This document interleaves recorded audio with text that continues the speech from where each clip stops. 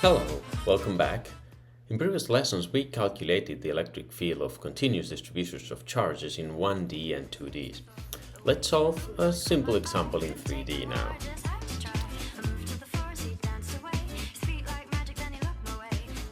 Let's calculate the electric field created by a solid sphere of charge outside of the sphere. We consider that the sphere has a uniform density of charge. The total charge is Q and the charge density is rho, this Greek letter.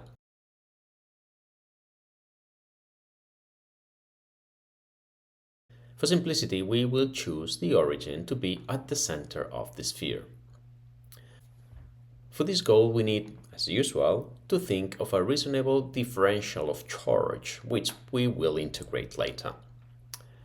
The differential of electric field due to the differential of charge will be 1 over 4 pi epsilon naught times dq over r squared, where r is the distance from the origin to the probe charge, which is where we want to calculate the electric field. Due to the symmetry of the problem, I will choose as a differential of charge a thin shell at the center of the sphere at the origin. The differential of charge will be the differential of volume times the density rho, the charge density rho. The differential of volume is 4 pi x squared times differential of x dx, where x is the radius of the thin shell, the one that contains the charge that is generating that differential of electric field. This describes the thin shell of thickness dx and radius x. Then I put this in the expression for the E, and I have to integrate x from 0 to the maximum radius of the sphere, capital R. Let's do a little maths.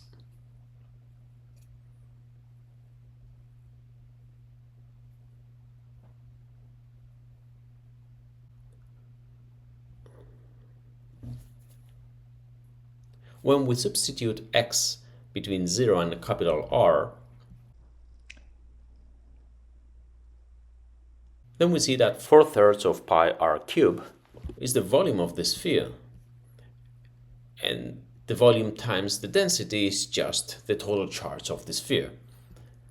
Not surprisingly, we recover Coulomb's law. The electric field of a uniform distribution of charge in a solid sphere outside of the sphere is just Coulomb's law.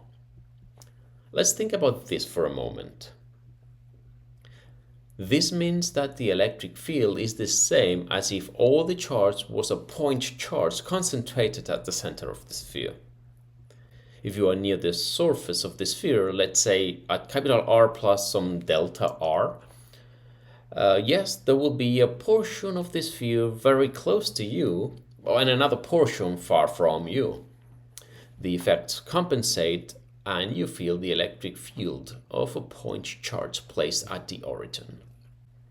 Inside of the sphere, the story is a bit different. Remember when you were studying the gravitational field, when you calculated the force inside of the Earth? If you are inside at a distance from the surface, you can think that you have Earth under your feet and Earth above your head. All of the Earth attracts you, but some pulls you down and some pulls you up. If you consider the solid shell that is above you in all directions, some of it pulls you in one direction and some of it pulls you in the opposite direction. It happened that the shell of Earth above your head cancels that, and that has no gravitational net effect. So you only need to consider the sphere under your feet. Here it happens the same.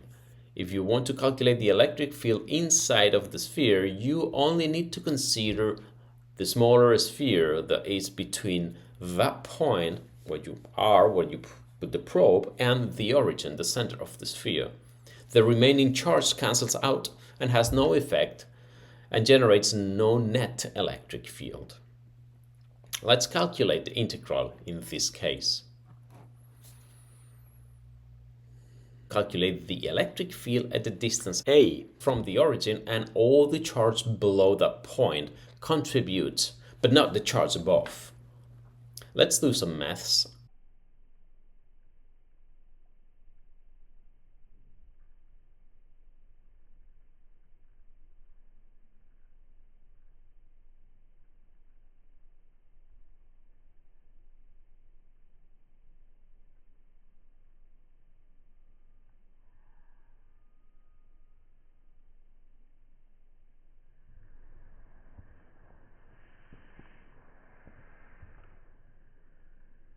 So we have that the electric field grows linearly with the distance inside of the sphere, and it decreases as 1 over r squared outside of the sphere.